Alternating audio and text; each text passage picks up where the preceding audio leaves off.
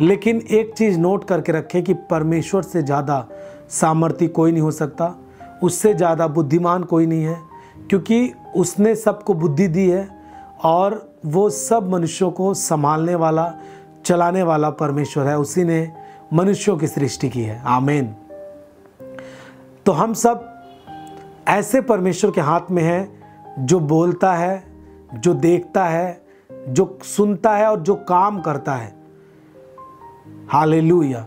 हमको ऐसे परमेश्वर के हाथ में नहीं जो बोलता नहीं, जो सुनता नहीं, ऐसे लोगों के हाथ में हम नहीं हैं, परंतु हम ऐसे परमेश्वर के हाथ में हैं जो अद्भुत रीत से काम करने के लिए खड़ा रहता है अपने लोगों के साथ। उसने कहा कि जाओ तुम सुसमाचार प्रचार करो, और उसने आखिरी में कहा कि जगत के अंत तक मैं सदा तुम्हारे साथ हूँ।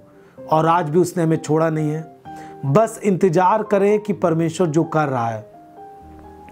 लोगों को लगता होगा कि हमने इनको झूठी गवाही बनाकर, झूठे आरोप लगाकर कितने अच्छे तरीके से फंसा दिया है। अब इन्हें हमें डराएंगे, इन्हें हम धमकाएंगे और इनको शांत कर देंगे, और यीशु मसीह का राज्य जो बढ़ रहा है, जो लोग उससे स्वीकार कर रहे हैं, वो सब बंद कर देंगे, लाठी डंडे से इन्हें शांत कर देंगे। लेकिन ये वो चीज़ है जो शांति के साथ बढ़ता है और इसके राज्य का अंत नहीं होता, क्योंकि ये कोई बिल्डिंग के तहत काम नहीं होता, कोई संस्था के तहत काम नहीं होता। यीशु मसीह लोगों के हृदयों में जाता है, वो खुद उनसे बातचीत करता है।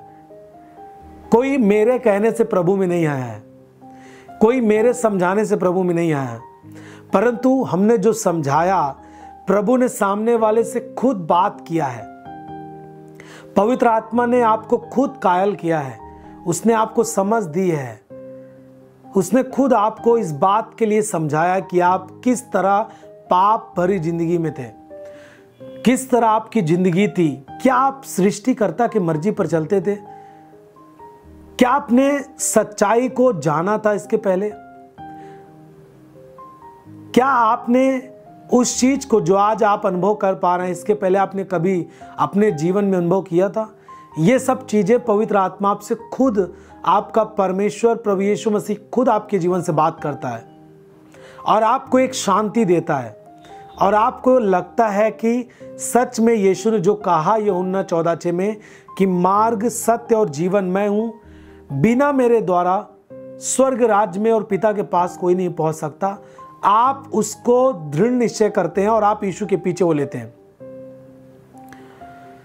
आप देख रहे हैं इस समय सोशल मीडिया पे कि किस तरह मसीही लोगों पर अत्याचार हो रहे हैं, और छत्तीसगढ़ और भी राज्यों में जैसे अब मसीही लोग अपनी बातें रखने के लिए जाकर धरना दे रहे हैं, लोगों के सामने बोल रहे हैं शांतिपूर्ण तरीके से, कोई मारपीट नहीं, कोई सरकारी चीज़ों का कोई भी नुकसान नहीं, कोई भी ऐसा प्रोटेस्ट नहीं कर रहे हैं वो कि किसी का नुकसान हो, कोई चीज़ों का नुकसान हो, परंतु शांतिपूर्ण वो तरीके से वो अपनी मांग कर रहे हैं कि हमें क्यों जबरदस्ती किया जा रहा है, हमारे प्रार्थना सभाओं में क्यों लोग घुस करके मारपीट करते हैं। यदि आप आरोप लगाते हैं कि हम लोगों ने, देखिए मैं आपको, जितने भी लोग हमें सुन रहे हैं, मैं आपको बताना चाहता हूं, आप खुद इस बात को आपको बोलना पड़ेगा, क्योंकि लोग क्या आरोप लगाते हैं कि आपका धर्मांतरण किया जा रहा है, आपको बहलाया फुसलाया जा रहा है, आपको धन की लालच दी जा रही है। आपको खुद बोलना पड़ेगा लोगों को कि हम अपनी मर्जी से जाते हैं। आप उनको बोल दीजिए खुद कि हमारी जिंदगी से आपका क्या लेना देना, हम अपनी मर्जी के अनुसार अपनी जिंदगी दे सकते हैं। अभी तक हम पाप में थे, क्या आपने हमें कभी समझाया? क्या आपने कभी हमारी काउंसलिंग की? हमारे परिवार में लड़ाइयाँ होती थी, हमारा पति नशे में था, फिर हमारे बच्चे अलग थे, क्या आपने हमारी ज़िंदगी के लिए कोई काउंसलिंग किया?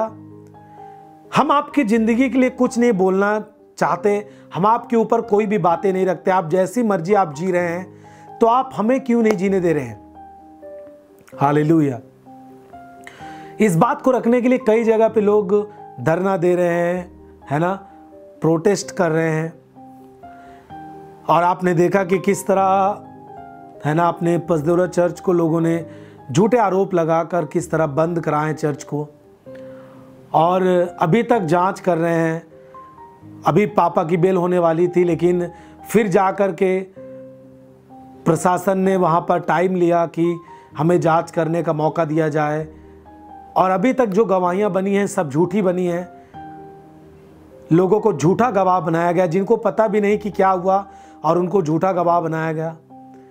और उन्हें जब मालूम चला तो उन्होंने खुद अपने प्रमाण दिए कि ये सब झूठी बात है, जो सच है मैं अब देता हूं। उन्होंने खुद अपने लिख कर उन्होंने दिया है। तो इस तरह लोग कर रहे हैं। आपको भी तैयार रहना है, पीछे नहीं हटना है। हमें कुछ भी करना पड़े शांतिपूर्ण तरीके से हम करने के लिए तैयार हैं। हम अपने विश्वास को नहीं खो सकते। जिस चीज को हमने खुद अनुभव किया है, क्या हम मना कर दें कि हमने नहीं देखा? हमने अलौकिक सामर्थ को परमेश्वर के देखा है हमने, जो क्या उसे मना कर देंगे अब कि हमने नहीं देखा प्रभु के काम को?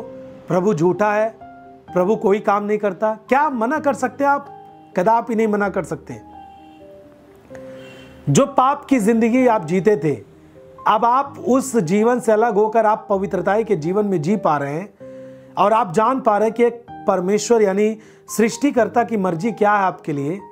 क्या आप उसे आप अस्वीकार कर सकते हैं? नहीं, आप अस्वीकार नहीं कर सकते हैं। हालेलुया। जो जिंदगी आपने पाई है, जो आपने इस समय आपने देखा है प्रभु के काम को, प्रभु के लोगों के प्रेम को, उनकी प्रार्थनाओं को जो आपके लिए की जा रही थी लगातार और आज भी होती है, क्या आप उसे अस्वीकार कर सकते हैं? नहीं अस्वीकार कर सकते आप। हालेलुया। मैं आपको आज उत्साहित करना चाहता हूं प्रभु के वचन से। एक प्रश्न है मेरा आपसे, क्या आप लिख कर बोलेंगे, अपनी जुबान से अंगीकार करेंगे? आप यीशु मसीह के साथ चलने के लिए तैयार है कि नहीं? यदि आप यीशु मसीह के साथ चलने के लिए नहीं तैयार हैं, तो आप पीछे हट सकते हैं। यदि आप यीशु मसीह के साथ चलने के लिए तैयार हैं, यदि आपने अपना उसे प्रभु करके स्वीकार कर दिया है, कर लिया है, तो आपको दृढ़ता के साथ खड़ा होना पड़ेगा। आपको बिना रुके, बिना पीछे हटे आगे बढ़ना पड़ेगा, क्योंकि बाइबल कहती है कि जो हल्की मुट्ठी पर अपना हाथ रखकर पीछे की ओर देखता है, वो परमेश्वर के राज्य की योग्य नहीं ठहरता है।